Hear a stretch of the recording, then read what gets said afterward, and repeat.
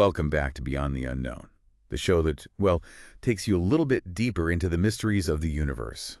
I'm Alex Carter, and I'm excited to be back with you again. And I'm Olivia Reyes, ready to dive into some really fascinating stuff with you today. Yeah, we're calling this one Episode 12, Veiled Threats, the classified rise of UFO secrecy.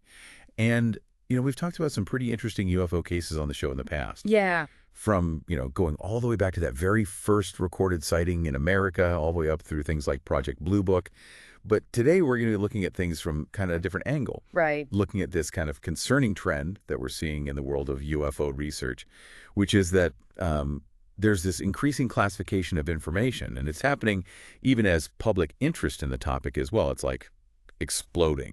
Yeah, it's definitely a head scratcher. I mean, our source is this report that really digs into the history of all this secrecy. And it shows how we've gone from, kind of a relatively open period in the mid-20th century to now where we're just, bombarded with these heavily redacted documents and even just outright denials. It's a wild shift. Yeah, it really is. And I mean, remember back when you could actually, you could file a FOIA request and you could actually get your hands on some pretty substantial data about UFO sightings. Yeah, those were the days. According to this report, those days might be long gone. We're seeing a huge reduction in the amount of information that's being released through these FOIA requests, with a lot of requests getting just completely shut down. Yeah, like they're slamming the door in our face just as everyone's getting really interested. Right. And what's even crazier is that they're even going back and reclassifying stuff that used to be public. Like they're having second thoughts about what they used to think was okay for people to know. Yeah, it's really weird. And it's not even just the amount of information that they're hiding. It's how they're actually classifying it now. The report talks about this thing called an umbrella classification, where they basically just lump all this UAP information together and label it all as potentially sensitive for national security. Yeah, which is basically a free pass to deny any FOIA request they want without having to give a real reason, which is, well, I mean, you can imagine it's kind of a slap in the face to the whole spirit of FOIA. I mean, FOIA was supposed to give people access to information unless there was a really, really good reason to keep it secret. Right, exactly. And this whole national security argument is the big thing in this report. It suggests that the main story inside these intelligence agencies is basically that UAPs are probably just, advanced tech from our enemies. So obviously we got to keep it all hush-hush to protect our sources and methods and all that. And, of course, national security. Right, but the report actually kind of pushes back on that a little bit. It brings up some really interesting points, like if a country like Russia or China had this kind of crazy technology, wouldn't they be using it, to take over the world or something by now? Yeah, especially when you think about how many of these UAP sightings describe things that are way beyond anything we can even do right now, technologically speaking. I mean, some of the stuff they're doing is it's like they're operating on a completely different level. It's like they're playing by a whole other set of rules we don't even know exist. Yeah, totally. And this is where this report gets really crazy. It goes into this whole story about George Knapp, who's this investigative journalist, and he actually got his hands on some classified files in Russia, back in the 90s, that detail their own investigation into UFOs. That went on for a decade. Yeah, so Russia spent a decade looking into this stuff. A decade. Okay, so what did they find? Well, get this. Their findings were pretty much the same as ours. Both the U.S. and Russia, after all that time and effort, they both came to the same conclusion. The technology behind these UAPs, it's not from here. Wow. It's not human. And not only that, both countries were so worried about misinterpreting these things as hostile actions that they actually set up a protocol to communicate with each other before launching any nukes if a UAP was detected. Wow. So basically saying we need to make sure we're not shooting at each other because of these things. Exactly. Think about that. How much concern must they have had to come to that kind of agreement? I mean, that just throws the whole foreign adversary thing out the window, right? Right. You're talking about two superpowers basically setting aside the Cold War just to deal with this shared mystery. Right. I mean, it tells you just how seriously they took it, which really makes all the secrecy today even harder to understand. So, okay, so if they're not advanced drones from another country, then what are they? And how is the government actually handling the investigation into these UAPs now? Well, this is where the report brings in the All-Domain Anomaly Resolution Office, or AARO for short. Okay, AARO. It was set up in 2022, and it's basically the central hub for anything and everything UAP related within the Department of Defense. They coordinate all the analysis, the reporting, basically everything across all the different agencies. Okay, so on the surface, it sounds like a good thing, right? Centralizing everything, kind of streamlining the process. Hmm. Maybe that leads to more transparency. Maybe, but the report suggests that ARO might not be as transparent as it seems. Oh, okay. So what are they saying? Well, while they say it's all about improving investigations, the report raises the possibility that it could actually be a way to tighten control and prevent leaks. Ah, okay. I see what you're saying. Yeah. So bringing everything under one roof could actually make it easier to control the flow of information, right? It's like creating a bottleneck. Exactly. It could be a way to stop information from getting out that might have slipped through the cracks before. It's kind of a double-edged sword then, right? You could have more efficiency, but also more secrecy. It all comes down to who's controlling the narrative, and that leads us to maybe the most interesting part of this whole report: whistleblowers. Yeah, this is where things get really juicy. The report focuses on this guy, David Grush, a former intelligence official who went before Congress and dropped some pretty bombshell claims. Yeah, he's the one who's saying there's a secret program to recover and reverse engineer crashed UFOs, right? That's the one. Yeah. And he didn't just say there's a program. He said that the stuff they've recovered, it's not from Earth. And get this, he said the whole operation is happening above congressional oversight, which means it's completely off the books, no accountability, total secrecy. I mean, that's a pretty huge claim. He's basically saying there's a whole program dealing with technology that's not from this planet, and it's all happening in the shadows. And he's a former intelligence official, someone who was on the inside, so it's hard to just dismiss him. It definitely adds a whole new layer of intrigue to this whole UFO secrecy thing. So we've gone from talking about redacted documents to a potential cover-up of a program dealing with non-human technology. I think it's safe to say the stakes just got a whole lot higher. Yeah, this is definitely a rabbit hole we're going to have to keep digging into. Okay, so let's take a quick step back for a second and just recap what we've learned so far, just to make sure we're all on the same page. Okay, sounds good. So we started by talking about how things have shifted from being relatively transparent to becoming way more secretive when it comes to UFO information. And FOIA requests, which used to be a pretty reliable way to get information, are now being basically stonewalled. Right, and on top of that, they're even taking stuff that was already public and making it classified again. Yeah, exactly. Yeah. We also talked about this national security argument that they always use to justify the secrecy, but it starts to fall apart when you consider things like Russia's own conclusions about the nature of UAPs. Right, and then we went into this whole AARO thing, the central hub for all this UAP information. And we talked about how even though it was supposedly set up to streamline investigations, it could actually be a way to control information even more tightly. Yeah, and then of course we have David Grush and his crazy allegations about this secret program that's reverse engineering crashed UFOs, stuff that's supposedly not even from Earth. It's a lot to take in, and we've really only just scratched the surface. Welcome back to Beyond the Unknown. We're kind of picking up right where we left off, still digging into this whole shadowy world of UFO secrecy and trying to figure out what it all means. Yeah, it is kind of unsettling, isn't it? This whole pattern of information control when it comes to UAPs. And as we were talking about in part one, it's happening at a time when the public wants answers more than ever. Yeah, it really is a weird paradox, isn't it? You would think with all the public interest in the congressional hearings and all that we'd actually be seeing more openness from these agencies, more of a willingness to share information. But instead, it seems like the opposite is happening. Right. It's like they're doubling down, battening down the hatches and just hoping this whole thing will blow over. Yeah, and good luck with that. I don't think this is going away anytime soon. The public wants answers, and honestly, I think they deserve them. We're not talking about, fuzzy lights in the sky anymore. This is something else entirely. These UAPs, they're doing things that just blow our minds in terms of physics and technology. Exactly. So let's dig a little deeper into this whole secrecy thing. Like, how are they actually doing it? What are the mechanisms? The report spends a lot of time talking about the Freedom of Information Act, FOIA, and how it's basically being, abused in a way. Oh, absolutely. FOIA was supposed to be this amazing tool for transparency, a way for us, for the public, to hold the government accountable. And for a while, it worked pretty well. But when it comes to UAPs, FOIA requests are being delayed, circumvented, and sometimes just straight up ignored. Yeah, the report brings up some really good examples of this. Like, remember how NOAA, the National Oceanic and Atmospheric Administration, responded to a FOIA request by basically just dumping a bunch of previously declassified documents. Oh, yeah, it's like they said, here's some old news, now go away. Exactly. Classic delay and deflect. And it's not just NOAA either. The report mentions that the Department of Defense has these incredibly strict guidelines for reporting and handling UAP materials, like way stricter than they used to be. Right, and it just makes you wonder if those guidelines are really about accurate reporting or if they're more about controlling information. Yeah, it's like they're building this bureaucratic maze just to make it as difficult as possible to get to the truth.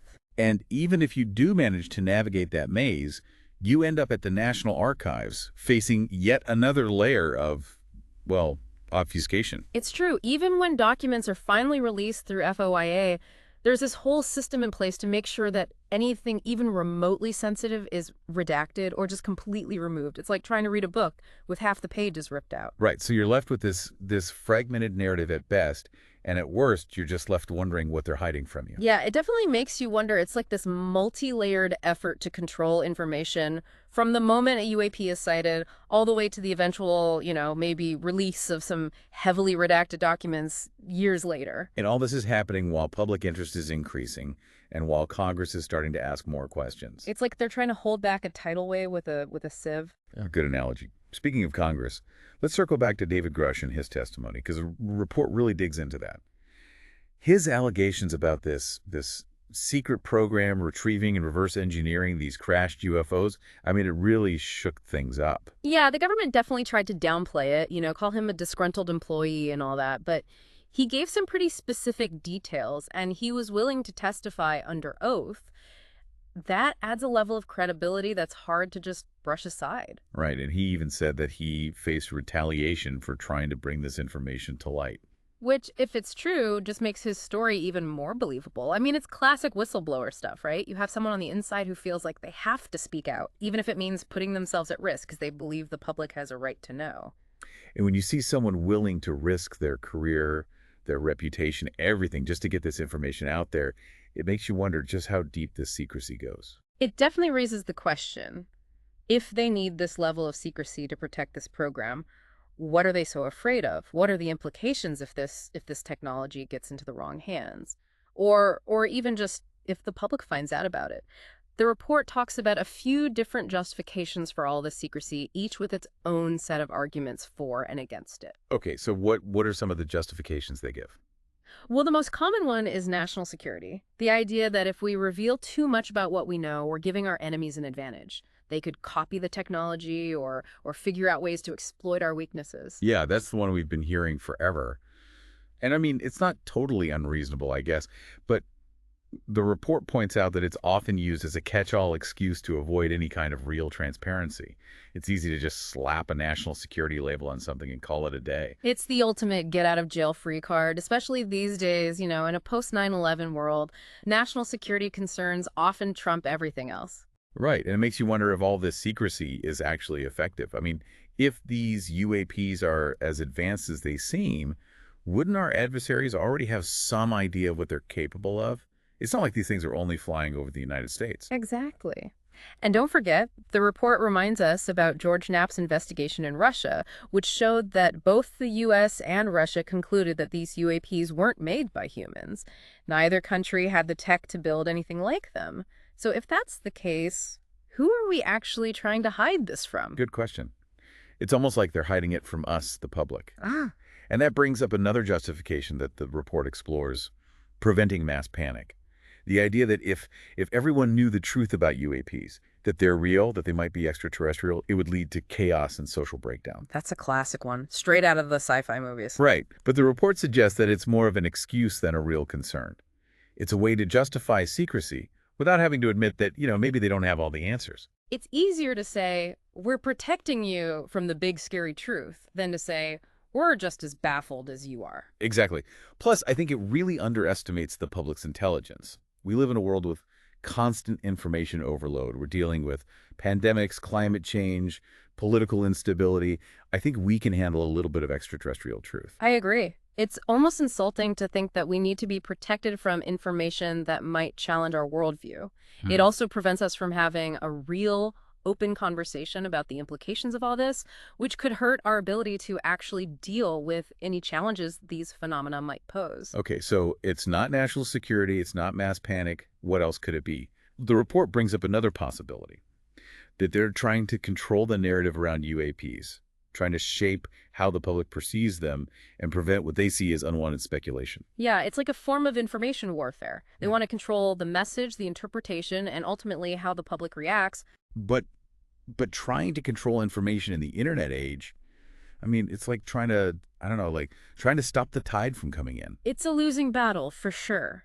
The truth always has a way of getting out, no matter how hard you try to hide it. And the more they try to control the narrative, the more suspicious people become.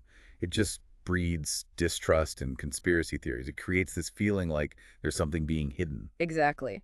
So what is the real reason? Is it national security, fear of panic, trying to control the narrative, or is it something else entirely? Yeah, or maybe a combination of all of them. The report doesn't really give a definitive answer. And I think that's part of what makes this whole topic so fascinating and so frustrating and so important. We're dealing with something that really challenges our understanding of reality, of technology, of our place in the universe, and we're being kept in the dark about it. And that's a recipe for distrust and speculation. It prevents us from having open and honest conversations about what these UAPs might actually be and what they could mean for us. Exactly. And as we head into part 3, we're going to look at those very questions. The potential consequences of all this secrecy, the ethics of, potentially recovering and reverse engineering technology that's not from this planet, and the role of whistleblowers and journalists in trying to bring the truth to light. Welcome back to Beyond the Unknown. We're in the final stretch now of our deep dive into this whole UFO secrecy thing. And man, this journey has taken us to some pretty unexpected places. Yeah, it's been a winding road for sure. We started by, looking at this shift towards more and more secrecy when it comes to UAPs. We talked about all the different reasons they give for keeping things quiet, all the loopholes they use to keep information under wraps. And we even got into those pretty wild claims about a secret program that's out there recovering and reverse engineering crashed UFOs. Yeah, we've covered a lot of ground. But there's still one big question that we need to address.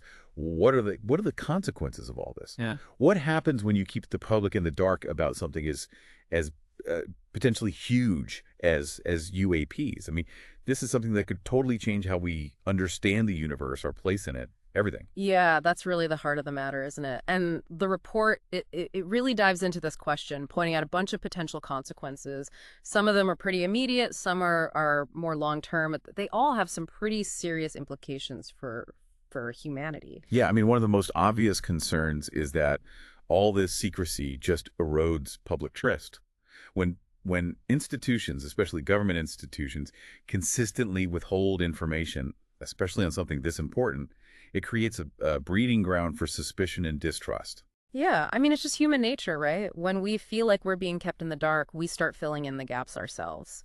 And that leads to, speculation, conspiracy theories, this general feeling that the people in charge are hiding something, that they have some kind of secret agenda. Right. And that lack of trust, it spreads. It affects not just how we view the government, but also our faith in science, Yeah. in the media, even in each other. It creates this atmosphere of uncertainty and division. Exactly. It's like we're trying to build something, but the foundation is shaky, Without trust, without transparency, it's almost impossible to have a shared understanding of what's real, and that makes it way harder to work together, to solve the problems we're facing. Yeah, and speaking of shared understanding, the report also talks about how this secrecy can actually slow down scientific progress. If we're not sharing information, if we're not working together, we're basically limiting our own ability to really study and understand these phenomena. Imagine if scientists actually had access to all the data, all the materials, all the technology that's supposedly locked away in this secret program. I mean, think of the breakthroughs we could be making, in physics, in propulsion, in energy, even medicine.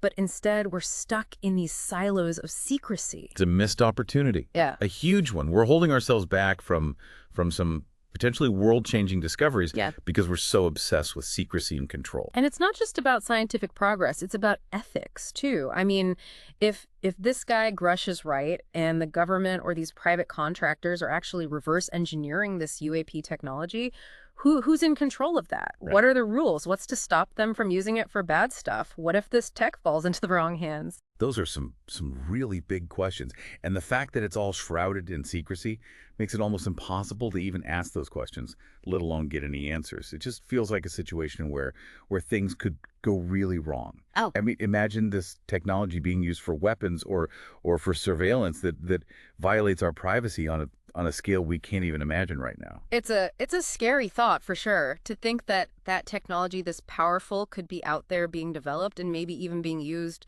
without any real oversight, without the public even knowing about it. It makes you wonder who's really benefiting from all this and who's taking on all the risk. Yeah, and those risks, they go way beyond just the misuse of technology. Hmm. There's also the risk that all this secrecy could actually increase tensions between countries. Imagine, like, one country says they made a big breakthrough in reverse engineering this UAP tech. Do you think other countries would just trust them to use it responsibly? Probably not. It would probably just trigger a new arms race, everyone scrambling to catch up, more suspicion, more spying, maybe even conflict. Right, exactly. And it highlights how important it is to address this whole secrecy thing, like right now. We need to be having a global conversation about this, figure out some kind of framework for collaboration and transparency so that if these technologies do exist, they're developed and used ethically. But how do we even start that conversation when information is locked down so tight, when whistleblowers are afraid to speak out, when the very institutions that should be promoting transparency are the ones hiding everything? It feels like an impossible task sometimes. It does, but the report, it actually does offer a few glimmers of hope. Okay, so what gives them hope? Well, one of the biggest takeaways is the importance of whistleblowers, people like David Grush. These are the people who are brave enough to shine a light into the darkness, even when it means putting themselves at risk. Yeah, they're the ones who remind us that the truth always comes out eventually, no matter how hard people try to hide it. Exactly. And they often inspire others to come forward too, which can eventually break down even the strongest walls of secrecy. And the report also talks about the importance of investigative journalism.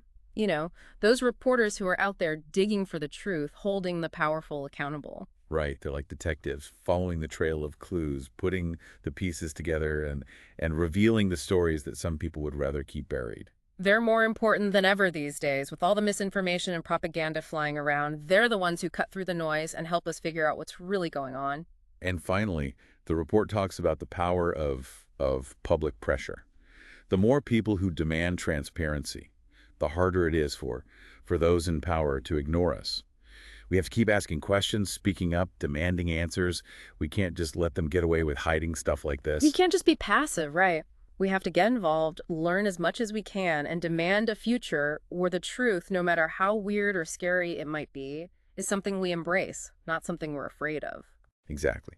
And this isn't just about UFOs or secret programs. It's about the kind of world we want to live in. Do we want a world where knowledge is shared, where transparency is valued, where we have a say in the decisions that affect us? That's the world I want to live in. Me too. And that's the vision we're trying to promote here at Beyond the Unknown. A vision where the search for truth, no matter how mysterious or elusive it might be, is something we do together. We couldn't have said it better ourselves. So thanks for joining us on this deep dive. And remember, keep looking beyond the unknown.